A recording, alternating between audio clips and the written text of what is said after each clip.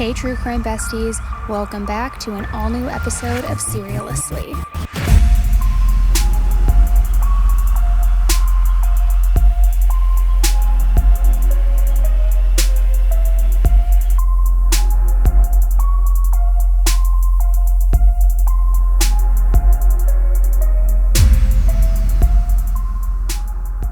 Hey everybody, welcome back to an all-new episode of Serialously with me, Annie Elise. If you are a returning listener and checking out another episode, thank you so much for listening to the podcast. And if you're a brand new listener and you are listening to this episode for the first time, welcome. I appreciate you taking a chance on it. Let me kind of break down for all the new listeners what it is we're doing over here on Serialously. So it, of course, is a true crime podcast, right?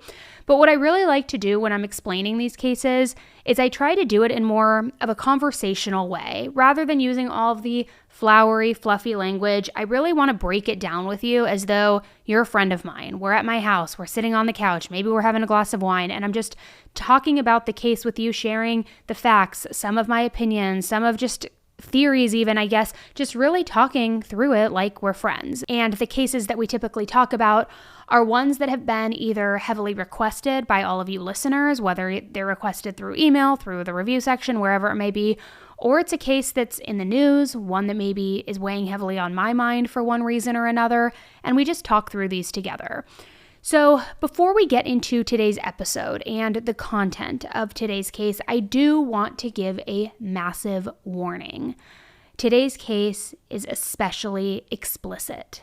It is very difficult to hear. There is a lot of horrifying, barbaric, gruesome details, and it's one that I just feel as though if I didn't give you that warning ahead of time, I would be doing you a disservice, so I want to be clear. It's also a case that, to be quite honest, I wasn't sure that I was even going to jump on the mic and cover, but so many of you have been requesting it. It's one that is breaking right now in Florida. It is one that makes me truthfully sick to my stomach, and that's also part of the reason I wasn't sure if I was going to cover it. But so many of you have been requesting it. We now have more information, new facts that have been released from law enforcement, and so I decided to jump on the mic and talk with you about it. Now, this is a case that has absolutely taken the media by storm. And as I mentioned, so many of you have requested it. But now, because there has been new information released by law enforcement, everything about this case just keeps getting more and more disturbing. Honestly, almost to the point where I can now say that in many ways, we haven't seen a case like this unfold since maybe Letitia Stauch or even Chris Watts. And you're going to see why as we get towards the end of the case. So just again, another blanket warning for all of you. I want you to prepare yourself to feel shocked, disgusted, horrified, heartbroken, angry, and honestly, probably outraged. That is probably the key feeling that all of you are going to feel, because this case has a roller coaster of emotions. Now, because this case is still ongoing, everything in this episode is alleged, and it is sourced from law enforcement press conferences, news media, and court documents.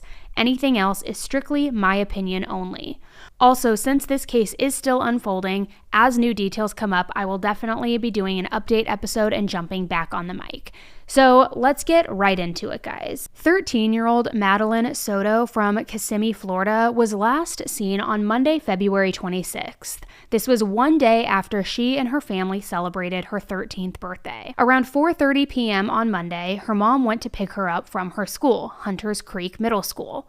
However, Madeline wasn't there. So Madeline's mom thought that maybe she went on a walk, or maybe she could have walked to her grandmother's office after school since it was nearby. So she drove around in the area for a little bit, but she couldn't find Madeline anywhere. So at this point, she now drove back to the school, and she realized that the school was closed. She contacted some of Madeline's friends, and none of them had seen from her or heard from her either. So her mom then emailed one of Madeline's teachers, but this teacher told her that Madeline actually never even made it to school that day. She was marked as absent all day. At that point is when I called 911 because I realized something was truly wrong. Madeline was officially reported as missing around 8 p.m. that Monday. She was last seen wearing a green jacket, black shorts, and white Crocs. Florida Department of Law Enforcement is issuing a missing child alert for Madeline Soto. Orange County Sheriff's Office shared her missing person poster earlier today. The 13-year-old was last seen around 8:30 yesterday morning near Town Loop Boulevard and Hunters Park Lane in Orlando. Now, the last person to see Madeline was her mom's boyfriend, Stephen Stearns. He dropped her off at school around 8:30 that Monday morning. So the question that everybody had in this moment, of course, was what on earth happened that morning? How did she not make it to school if she was dropped off at 8:30? Well, I want you to listen to Madeline's mom's account of what took place that morning. Well, Monday morning, we took her to school. We dropped her off close to school, across the street from a church, which is it's right next to the school. She crossed the street and walked to school, what we thought walked to school. My boyfriend who drove her to school drove away at that point. It was seen on video footage that she hung out in the parking lot of the church for a few minutes and then got up and walked towards the school. But she never made it that walk and that was around 9 a.m. when she got up. She never made it to school after that. It's right next to the school. I don't know why she didn't make it. I don't know if something happened on her walk along the way or if she got taken, but she never made it. So Madeline was actually not dropped off at school, but instead she was dropped off in a church parking lot, Peace United Methodist Church. And this church was across the street from her school, but yet somehow she never made it across the street to go to school that morning. Madeline also left her phone at home that day, which her mom did say is not that unusual, and it's happened in the past because apparently Madeline is forgetful and she also has ADHD. So then they also decided they were going to try tracing her school laptop. Maybe that would have a ping in it. Maybe it would show her location. However, the laptop was turned off. So since her phone was left behind at home, Madeline's mom decided she was going to go through it. She wanted to see if there was any sort of lead, tip, maybe a text message that had been exchanged that would indicate where she was, where she had gone, or who she was last coordinating with, who she was last speaking with. She also said that Madeline was very open with her, and she would always just tell her, even if she had a crush on somebody, things like that. But she still needed to search her phone. She needed that reassurance, and rightfully so. Even though Madeline was completely open with her, maybe there was a chance that Madeline hadn't been completely forthcoming about somebody she had met through the apps that she had or the online games that she played. We know a lot of times that games on the phone and games online are literally a preying ground for disgusting-ass predators out there. So maybe there was something that Madeline hadn't shared. So her mom decided, I'm going to search this phone. I'm going to get to the bottom of this. So she checked her text messages. She also checked her deleted messages, but there was nothing in there. Nothing that indicated that Madeline was planning on running away or that she was planning on meeting somebody. And I have to ask this, and I know I hate doing it, but is she the type that would run away? Has this happened in the past or anything? Has she ever threatened to run away? Never. She's never ever mentioned anything like this before, and she's not the type to want to do this. Now, like her mom previously said, Madeline was seen on surveillance footage hanging out in the church parking lot. She didn't personally see this video, though, and she doesn't have it. But she said that her sister, who is Madeline's aunt, was at the church location searching for Madeline, and that's when law enforcement went up to her and let her know what they saw on the camera. So because of all of that, her mom was now worried that maybe she had been abducted when she was crossing the street to go to school. She had been seen at the church, so how did she not make it across the street to get to school in time? Now, Madeline's aunt also spoke to the media, and she said that she doesn't believe that Madeline would ever just pick up and run away with no trace of anything. But I want to go back to when, right after Madeline was reported as missing, that Monday night. Law enforcement immediately started searching for Madeline. Then on Tuesday morning, the Orange County Sheriff's Office launched a massive search, a huge search effort to find Madeline. They had more than 50 members of the Orange County Sheriff's Office response team searching for her. Sheriff deputies also used canines and a piece of Madeline's clothing so that they could try to track her scent with it. The next day, on Wednesday, now 2 days after going missing, a press conference was held to update the public and to spread the word about Madeline's disappearance. They wanted to spread this as much as possible to see if anybody saw anything, if anybody knew anything. Time was now ticking, and this 13-year-old girl is missing and in danger. So during a press conference, the Orange County Sheriff's Office said that the search now included well over 100 people, including deputies, detectives, intelligence analysts, and other specialized personnel, all different people involved in this search for Madeline. So our missing persons detectives responded to take over the investigation. So they did interviews with mom's boyfriend, Madeline's friends from school. We were able to access Madeline's phone, and there is information on the phone that indicated that she told people when she turned 13, which was on February 22nd, she actually wanted to go live in the woods. So that was in her phone. Now, I gotta be honest with you guys. As soon as I heard that Madeline was telling people that she wanted to go and live in the woods when she turned 13 years old, it made me question things. It made me think that maybe something was afoot here. Something was wrong. Of course, the timing of all of this is certainly alarming and also a little suspicious because she just turned 13 years old and now here we are and she's missing. But even more so, it makes you think, and it kind of begs the question, what's going on that would be causing a 13-year-old to want to leave the comfort of their own home and go live outside in the woods? I mean, sure, many people want to get off the grid. They want to go and kind of isolate themselves, live off the radar. Sure, in the woods even. But at 13 years old, especially when you think that there's no Wi-Fi, there's no wall plugins to charge any sort of devices or electronics, and those are pretty much the number one things in most 13-year-olds' lives, right? They want their device, they want their phone or their laptop.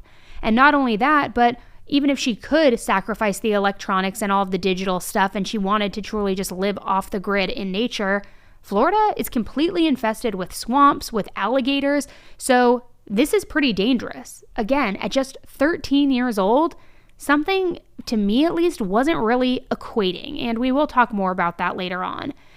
But to me, it made me kind of wonder almost like, okay, the timing of all of this, sure, super convenient, little suspicious. But it almost seemed like the perfect setup or the perfect excuse for her disappearance. She wanted to be off the grid, so she left her cell phone, her laptop behind because she knew that she wasn't going to have a way to charge them, that kind of thing. Too convenient. And we always say kind of where there's smoke, there's fire, and something just ain't smelling right here. And as it turns out, Madeline's disappearance and this claim of hers was about to take on an entirely new spin with a breaking detail that was going to unleash all hell. It's now been 2 days after Madeline's disappearance. And on Wednesday, February 28th, the mom's boyfriend, Stephen Stearns, was arrested. But he was not arrested for anything related to Madeline's disappearance. He was arrested for sexual battery and possession of explicit child material. Now, guys, I am talking extremely horrific content on this monster's phone. So barbaric and so graphic that it makes my stomach turn. Now, at the time of this arrest, although he was not charged with anything related to Madeline's disappearance, he was named the primary suspect in the investigation. Was that because of the material, or was that because he was the last person to be seen with Madeline? We were about to find out. So authorities stated that upon examining Stephen's phone, they found, quote, unsettling images, along with evidence that he tried to wipe his phone entirely. Now, Stephen says that he did factory reset his phone, and he did this by accident, according to him, but coincidentally, this happened the same day that Madeline disappeared. She disappears, and he just coincidentally, accidentally factory resets his phone. Not smelling right? It's not landing for me. Now, what's worse, and even more of a red flag, is the sheriff's office said that the crimes depicted in the images and in the videos that were found on his phone were committed from inside the family home. Now, I want to read this exact excerpt from the affidavit because it really does paint a picture of how severe this material was and who this monster truly is. But again, please, please, please be warned, this material is explicit in nature. Names are also redacted, and I will be saying that as I'm reading this, but we will discuss more about it a little bit later on. An interview was conducted with blank Stephen Stearns, who advised he picked blank up and dropped her off in front of Peace United Methodist Preschool. This was down the street from the school, and he dropped her off at 8:40 a.m. Hunters Creek Middle School begins class at 9:30 a.m. A license plate reader captured Stephen's vehicle with Florida tags driving blank. During the interview with Stephen, he provided consent to search his phone. However, he stated that he accidentally performed a factory reset on his phone on February 26, 2024, the same day that blank went missing. Blank. The next section says, upon reviewing the contents of Stephen's phone, several images and videos were located which depicted blank's breasts, vagina, and anal opening as the focal point of the pictures and videos. There were also pictures and videos depicting blank's vagina and mouth being penetrated by a penis. As such, the files depict the sexual performance of a child. It should be noted, the penis observed penetrating blank had distinct markings on it which consisted of bright pinkish-colored skin below the head of the penis until approximately a quarter of the length down of the shaft of the penis. Several other pictures capturing this distinct pattern were observed on the phone. Further, as your affiant was reviewing the pictures and videos, I was observing several different pieces of clothing to include patterned underwear, shirts, blankets, and sheets. Then a bunch of the sentences are redacted, and it continues and says, based on the totality of the circumstances, your affiant has probable cause to believe that Stephen committed a sexual battery, blank. So this was not only a huge bombshell because it showed how truly disgusting this creep is, and he's videoing himself, he has images. The name has been redacted, but do with it what you want. Form your own opinions. I'm not going to share anything else on that. But he's videoing himself. He has all of these images, full penetration, the focal points being the breast, the vagina, the anal opening. I mean, it is so disturbing and foul. And not only that, but towards the end of this affidavit, when they say, we observed the exact same underwear, shirts, blankets, sheets that we observed in the home, it showed that this material was taken inside the family home. It is truly a haunting realization to think about what truly was happening in that house, what the dynamic really was between Stephen and Madeline. Stephen, where's Maddie? Did you hurt her? Are you a What's on your cell phone? Why aren't you talking to investigators? Where was Maddie last seen? Why aren't you helping her mother and her family? This is a little girl. Help them find Maddie. Where is Maddie? Where is she? What did you do with her? Tell us something. So following his arrest, Stephen exercised his right to an attorney, and he remained silent during questioning. But as all of this was going down, as all of this was unfolding and he was arrested, searches for Madeline were still ongoing because she still had not been found. And these searches continued throughout Thursday and Friday, with law enforcement giving the public updates on their investigation all along the way. But you can imagine that now with the news of this arrest and also with Madeline still being missing, this investigation was not looking promising. However, all of a sudden, on Friday, day 5 of Madeline missing, the Orange County Sheriff's Office shared shocking and grim news. In a press conference, the Orange County Sheriff's Department said that investigators are, quote, confident that Madeline Soto is dead. And worse, they believe that the mom's boyfriend, Stephen, never even took Madeline to school that morning. And they say that they believe that because they believe she was already dead. Now, they announced that at this point, this was a recovery search only and not a rescue anymore. They also announced that they notified Madeline's family with this news on Thursday night, the previous day. Now, I'm going to be honest with you guys. When I first heard this news, my heart dropped into my stomach dropped into my butt. It made me sick to my stomach. Because as a mother, if I were ever notified that my child was no longer alive, yet they hadn't even found a body yet, I personally don't believe that I would be able to accept that news. I think I would be in denial. I'd be like, no, you haven't found a body yet. What are you talking about? How are you making this announcement in the public? I would be reeling. I would also be extremely pissed off because they're making this announcement publicly to where people aren't going to be searching anymore. People aren't going to be wondering if they can spot her at the local grocery store or anything like that. And as a mother, my mind would be going to the darkest places of, you haven't even found a body yet. You're now basically calling off the search. You're deeming my child as dead. How do you know this? How can you say this with 100% certainty? And I just really felt for her mother in this moment because it made me truly sick to my stomach. Now, this was also, aside from like the personal feelings that her mother may have been feeling in that moment, this was also extremely shocking news to the public. Because at this point, it had only been 5 days since Madeline had disappeared. And we generally don't hear that they believe that a case is shifting from a rescue to a recovery that quickly after somebody has gone missing. So this led many people, myself included, to think that investigators must have had some sort of evidence that indicated that Madeline was in fact no longer alive, especially for authorities to make such a public announcement and with such certainty. But what could that evidence be? If they didn't have a confession, they didn't have Madeline's body. We are going to take a quick break in today's episode to hear from our first sponsors. Now, guys, I have a question for you. Who doesn't love the good things in life? I mean, even though I enjoy a little luxury myself, it doesn't mean that I can always afford it. I'm also not trying to get into credit card debt. So I discovered Quince, and it totally changed my luxury game. Quince offers a range of high-quality items at prices that are within reach, like 100% Mongolian cashmere sweaters from $50, washable silk tops and dresses. They have organic cotton sweaters. They even have 14 karat gold jewelry.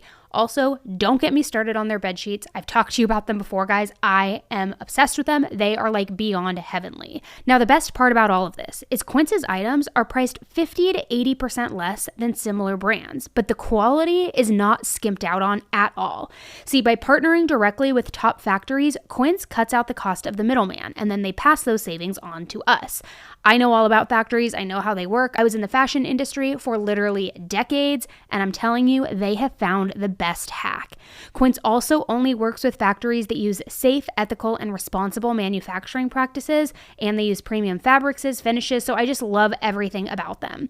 Now, I've bought the sheets. I've talked to you guys about the sheets. I've also bought their cashmeres. I've bought travel lounge sets. I've bought all of it. I recently bought cashmere throw blankets. Guys, when I tell you how comfy I am when I'm curling up on my couch watching Vanderpump or now watching Love is Blind, I'm like knee deep in it. It is the best. These are like super soft, super amazing. They're the ones that a certain high-end designer store sells for like boatloads of money, and it is amazing. I've also turned all of my friends onto Quince to where they're literally doing like huge box hauls and showing me everything they bought. We all are addicted. So indulge in affordable luxury. Go to quince.com/AE for free shipping on your order and 365-day returns. That's QUINCE.com/AE to get free shipping and 365-day returns. Quince.com/AE. All right, guys, I'm just going to ask you, because we're friends here and we can keep it real. How is your sock drawer looking? Is it scary? Maybe it's time for a spring cleaning or a refresh. Maybe you have some mismatched pairs in there. Well, let me tell you, Bombas just dropped a bunch of absurdly soft new socks, new soft tees, and even underwear to help you get that drawer in check, in a better place, and doing a little bit of good while you're doing that. The reason I say a little bit of good is because Bombas has a one purchased equals one donated mission. Every time you buy their socks, tees, or underwear, you also donate essential clothing to someone facing homelessness. To date, Bombas has donated over 100 million clothing items and counting. So for me, it was time for me to up my sock game. So I grabbed comfy socks because you know I am all about the comfy socks, and their cozy game is on a whole nother level. Their socks are like super toasty warm, incredibly pillowy, if that's even a word. They are just so soft. Once you try Bombas, you'll be like me and you will never look at socks the same way ever again. Even their tees and underwear, I mean, it's going to be a game changer for you. They've obsessed over details like foot-hugging honeycomb arch support, anti-blister tabs, cushioned footbeds that feel like little pillows on your feet, not to mention these like super buttery soft tees and underwears with no itchy tags. They've just mastered all level cozies. Bombas also has a 100% happiness guarantee, so if you get the wrong size or your dog chews up your socks or, I don't know, a pair vanishes in the washing machine like they always do for me, it's easy to get a free return, exchange, or a replacement. So get comfy this spring and give back with Bombas. Head over to bombas.com/serialously and use code SERIALously for 20% off your first purchase. That's bombas.com/serialously and use code SERIALously at checkout for 20% off. Okay, so to recap, at this point, the police have now made this public announcement. We no longer believe that Madeline is alive. We think she's dead. This is a recovery. We've also notified her parents. They also found all of this explicit material on the boyfriend's phone, and he's been charged. But, reminder, charged with crimes not pertaining to Madeline's disappearance. But then a huge break was about to come, because investigators discovered video footage showing Stefan throwing items into a dumpster behind their apartment complex. And this was done around 7:30 a.m. the day of Madeline's disappearance. Not long after discovering this footage, investigators discovered Madeline's backpack and her school-issued laptop in the trash.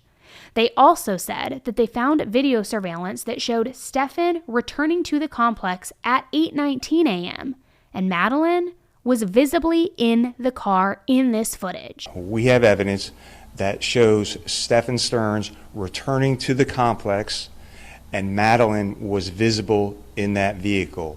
We believe she was already dead at that time. Now let's talk about Stefan's whereabouts the morning that Madeline disappeared and when he claims to have dropped her off. And then we are going to go back to this footage about seeing her in the car, also going back to the church footage that indicated that she was at the church. We're going to go through all of that. So Stefan was spotted driving on Monday, the day of her disappearance, between 1 p.m. and 2:30 p.m. He was driving near State Road 192 and Old Hickory Tree Road. He was also driving near Old Hickory Tree Road and Nolte Road. He apparently had a flat tire, and that's when he was spotted. Now, when I first heard this, I don't like to give criminals a lot of credit, to be quite honest.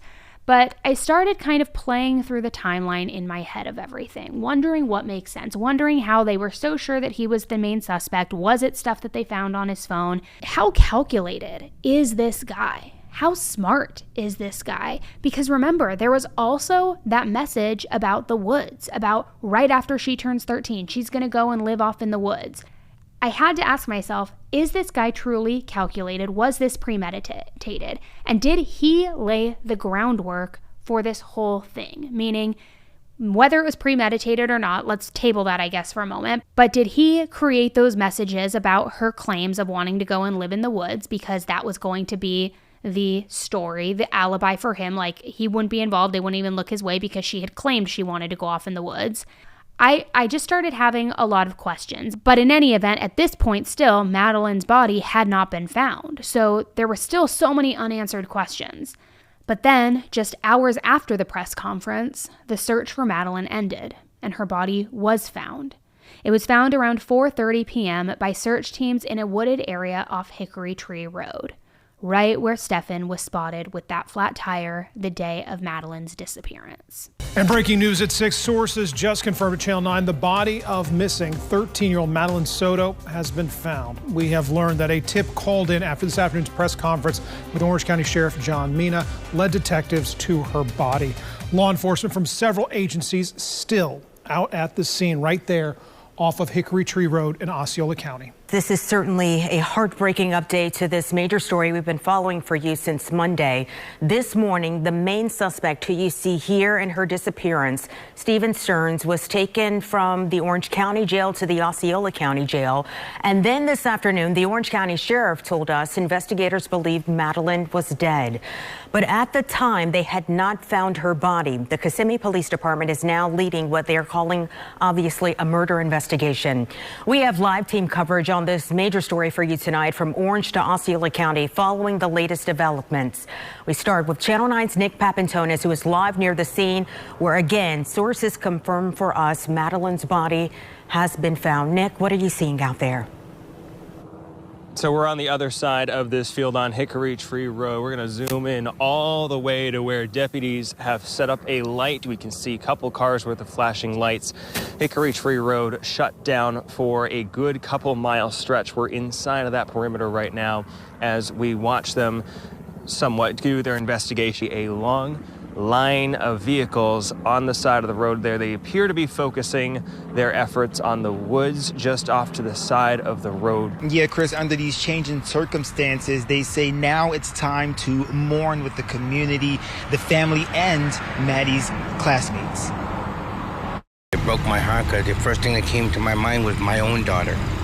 And I'm sure that everybody thinks of that at a tragic moment like this one. From a missing person to a homicide, community members are trying to come to grips with what is now a death investigation in the disappearance of 13-year-old Madeline Soto. Stephen is currently in the county jail in Florida, and he's facing charges of battery and possession of child material. But I want to take a pause here, and I want to talk about some of the interviews that were done and Stephen's behavior leading up to his arrest.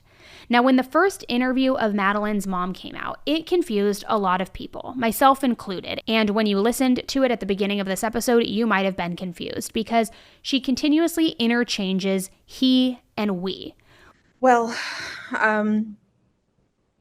Monday morning, we took her to school. My boyfriend who drove her to school drove away at that point. When we dropped her off at the school versus he saw her that morning or he dropped her off. Also, in the actual video of this interview, you can see Stephen pacing back and forth behind her before then he finally sits down on something. Then when he sat down, he was still in the camera view, but now he was slightly cut off, so you could only see half of his body, and he was right behind her as she was talking the entire time. Now, first of all, that right by itself, watching Stephen, who I do believe is responsible for Madeline's death, he's literally pacing back and forth while her mom is doing this interview, and it's crazy. Then adding in another layer on top of that, knowing what we know now, it kind of seems like the mom might have been fed a complete bullshit story. Then she was pressured to kind of co-sign this story to boost his credibility, his innocence, all while he is just standing behind her, hovering over her, pacing behind her, almost in this intimidating manner, making sure that she sticks to the story, she sticks to the script. A lot of the language that she was using in that audio went back and forth from when she said we, when she said he, almost like she was getting confused on what exactly she was supposed to be saying. And it genuinely makes me wonder what was going on in this house. And is the boyfriend abusing the mother as well? Is she scared of him? I would be remiss if I did not include that many people who have been following this case, and possibly some of those listening, do believe that the mom may have been involved in the cover-up and that she might have known more about what was taking place inside that house regarding the alleged sexual assault. But personally, I'm not so sure because there has been no evidence to indicate that at this point. So aside from that interview, another very disturbing interview, an on-camera interview at that, and this was of Stephen. And what he said while Madeline was, quote, missing, especially knowing what we know now, it's like staring into the soul of a sociopath. I mean, full stop. I don't have any other words. And I'm going to play it for you in a second here. But the interview starts with Madeline's mom, where she clears up a few things from that first interview that she did, which we listened to in the clips of the beginning of this episode. Okay. So the first question is if I can have your first, your last name and spell them both out for me. Okay. Jennifer Soto, JENNIFER SOTO. Mother. Jennifer, tell me how you feeling right now. I feel like I can't breathe. All I keep thinking about is, where is she? Is she safe? Is she okay? But we're all a wreck. My entire family is a mess. We're just so worried. When did you first realize, or when did you file a missing report? We filed a missing report. We called the police at like 4:45 yesterday, 4:45 p.m. But she actually went missing early that morning, around between 8:45 and 9 o'clock in the morning. She went missing. We had dropped her off close to the school. She wanted to walk the rest of the way. Sorry.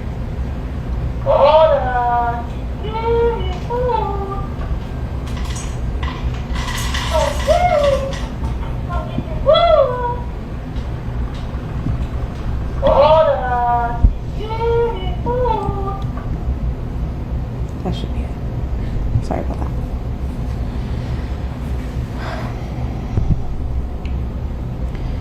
We dropped her off at school, close to school. She wanted to walk the rest of the way. I'm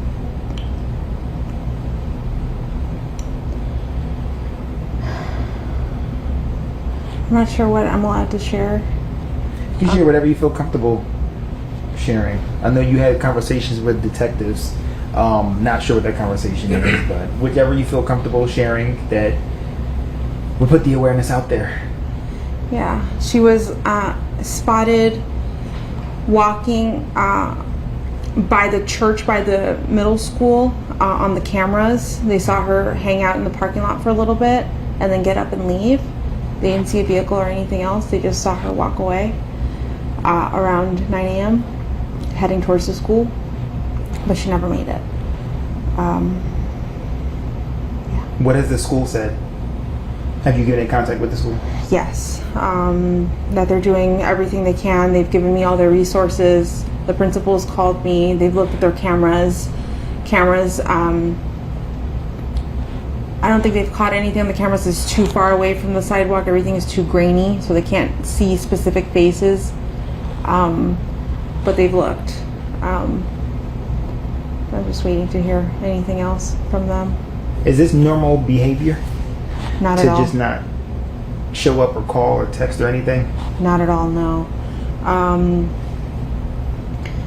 She, from time to time, she will leave her cell phone at home accidentally, and that's actually what happened yesterday. She left her phone at home. She went to school. But that happens from time to time. She's got ADHD, her memory. She's very forgetful. So yeah, there's no way to track her right now because the detectives don't have her phone. But this isn't normal behavior, no. What was the last thing, I guess, the conversation that you two had, you and your daughter? We spoke about her birthday party. She had a birthday party on Sunday. She had a great time. I couldn't make it because I was working. But she had an amazing time. She was so happy with all her gifts. I told her good night, and yeah, that was it. I wasn't the one who took her to school in the morning. That was my partner. But yeah. 13? She's 13 years old, yes. 13, Madeline? Madeline. What are you thinking right now?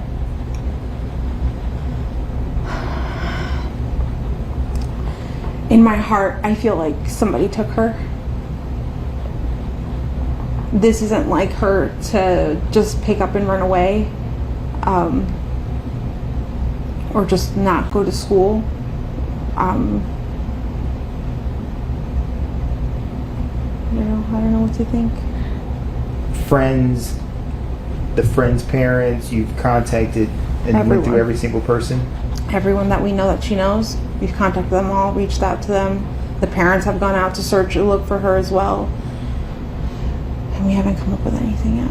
I've seen a lot of posts on Facebook, Hunters Creek, rants and raves and what have you. Did people say that they were going to conduct some type of like search party or anything? A lot of people have asked me to volunteer, like if there is one, if they can do one. I have people passing out flyers, going to every store in that vicinity, a gas station, church. I think people were being stopped in the street this morning in front of the school to see if they've seen anything, if they've heard anything. My family they're going all out right now. Yeah. I know as a mother, you have a lot is going on in your brain. So much. To bring her back home. What have the law enforcement told you that you are able to share?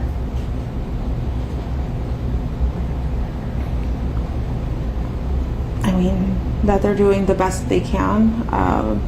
They've had detectives come out, interview us. They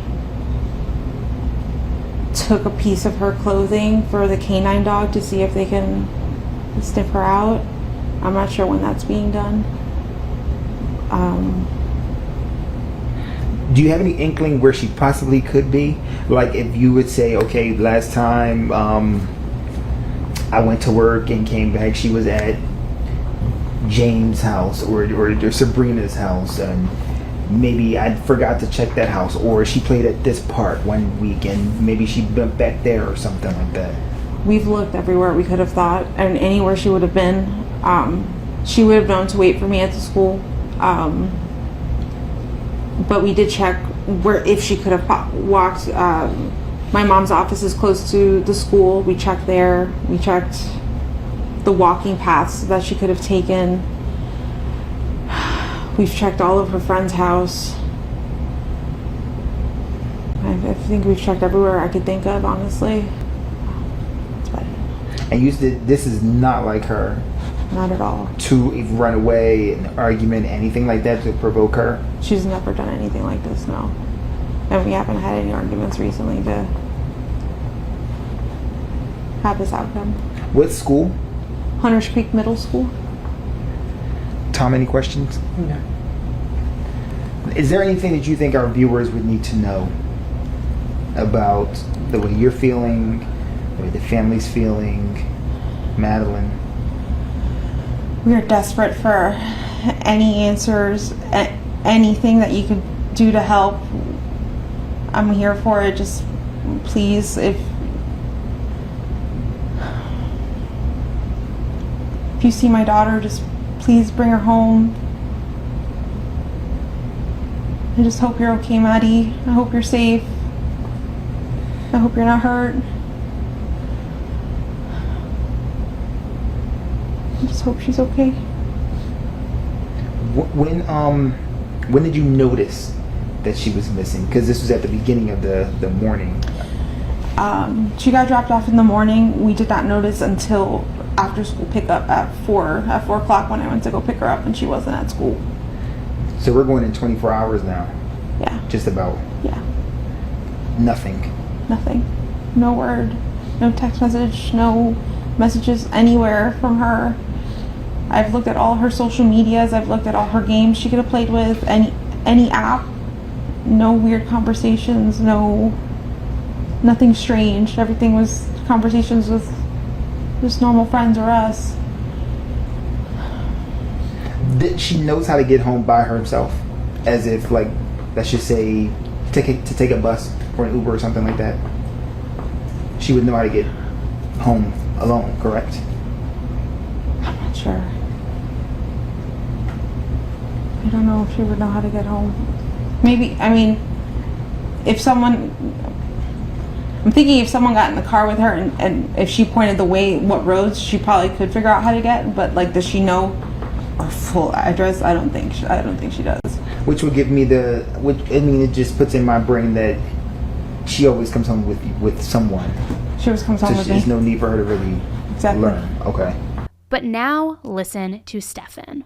All right, the first question is if I can get your first and last name and spell them both out for me. Stefan Stearns, STEPHAN All right, so Stefan, you seem very emotional right now. Explain to us. I dropped her off. Everything looked fine when I drove away. It's the last time we saw her. What were the conversations that y'all had in the car when you dropped her off? Not much. She was asleep for most of the way. Told her have a good day at school when she got out, and I love her. She said thanks, love you too. That was it. And so where do you think she could possibly be? I mean, this isn't, as I was told, this isn't normal behavior. This is not normal behavior. She's not the type that would just run off. We don't know where she can be. We're scared. We just want her home. Are you, in a sense, blaming yourself? It's hard not to. Why? I dropped her off early. I could have waited longer.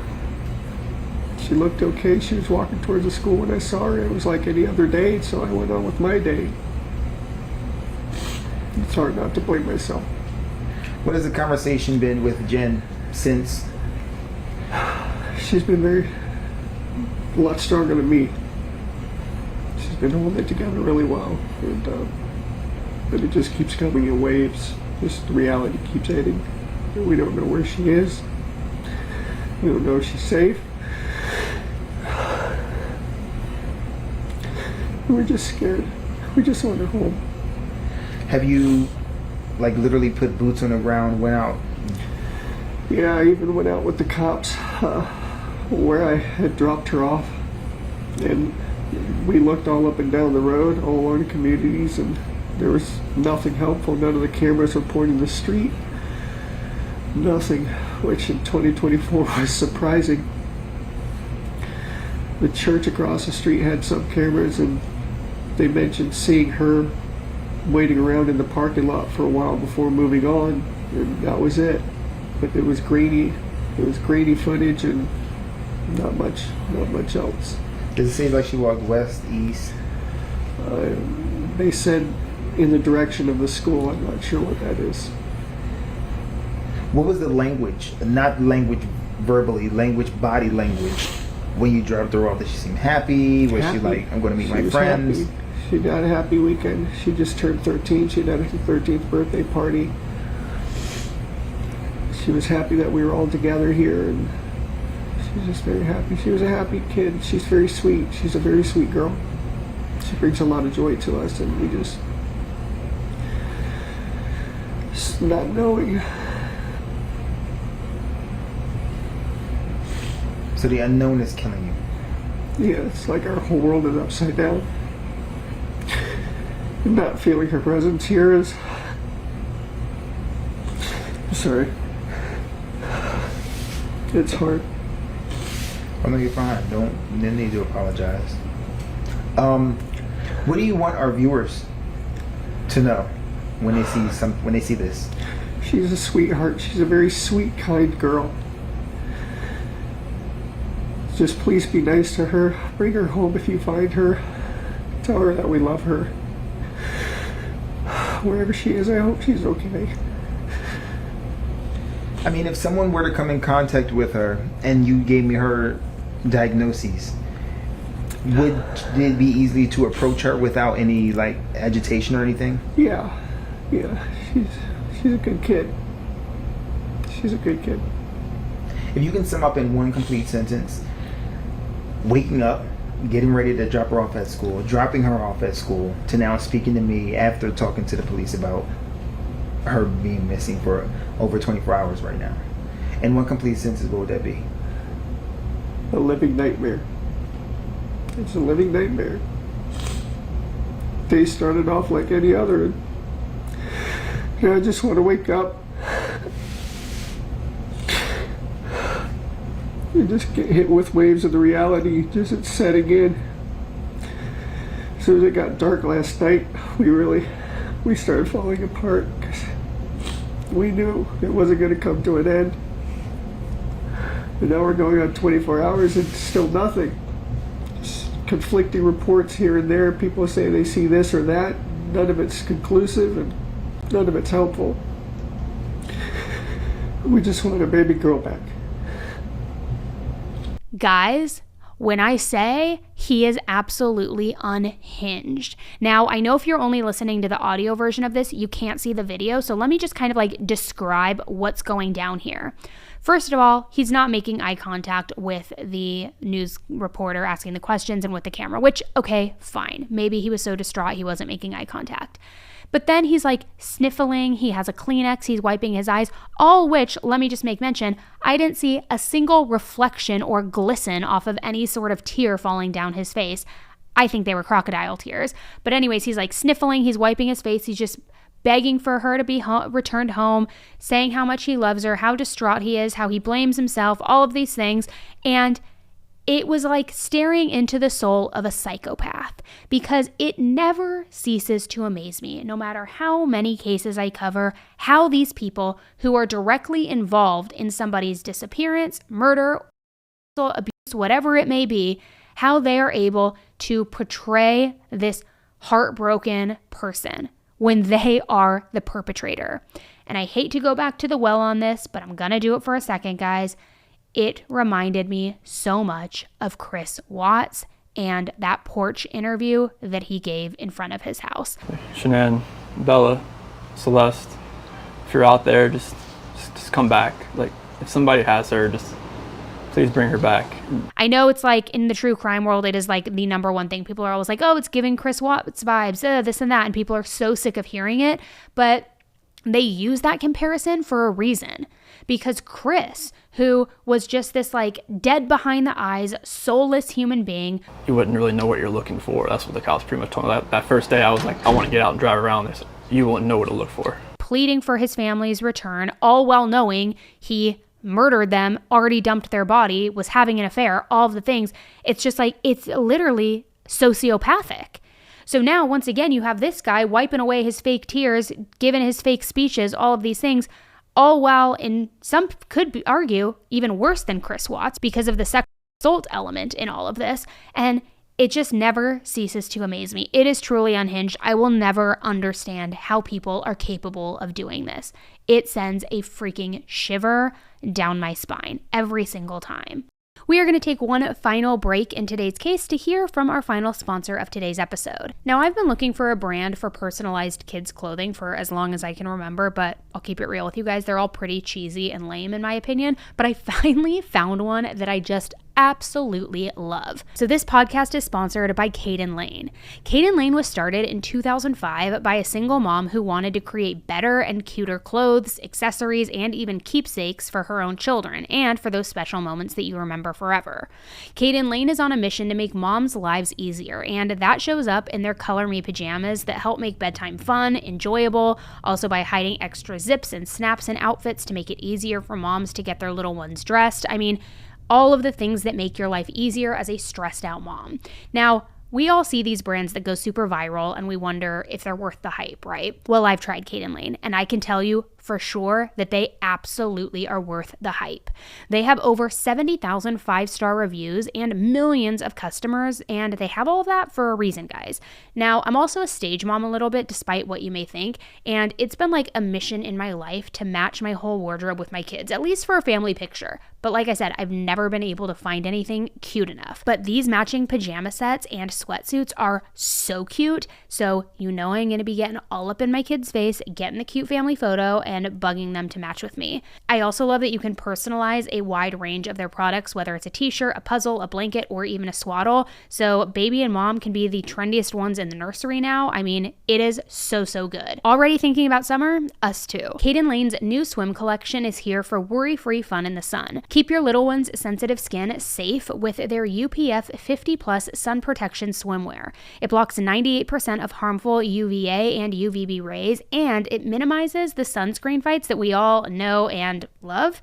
And best of all, they also have premium quality matching swimsuits for the entire family. Caden Lane is your one-stop shop for all of your newborn, infant, and toddler apparel. Head to cadenlane.com/AE and use code AE for 20% off your order. Once again, that's CADENLANE.com/AE for 20% off, and make sure to use my promo code AE so they know that I sent you. Now, with that interview, let's circle back for a moment to how she had said that when she turns 13, she wants to move to the woods. Like I said, I was trying to wrap my arms around how calculated could this person truly be? Or is he just a moron? Was he looking for a dump site? He happened to get caught on CCTV footage showing her in the car while she was already dead, presumably. Or was this all mapped out? Was this all calculated? Now, after seeing that interview, I think he certainly is capable of trying to plan something, trying to get away with the perfect crime. Absolutely. I mean, we won't know for certain until more details come out, but something here is very sketch. The Woods claim as a 13-year-old girl, then she disappears literally days after she celebrated her 13th birthday.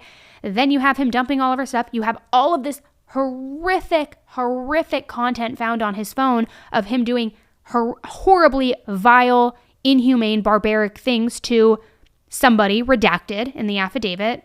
Come to your own conclusions. And now this interview where he's begging for her safe return.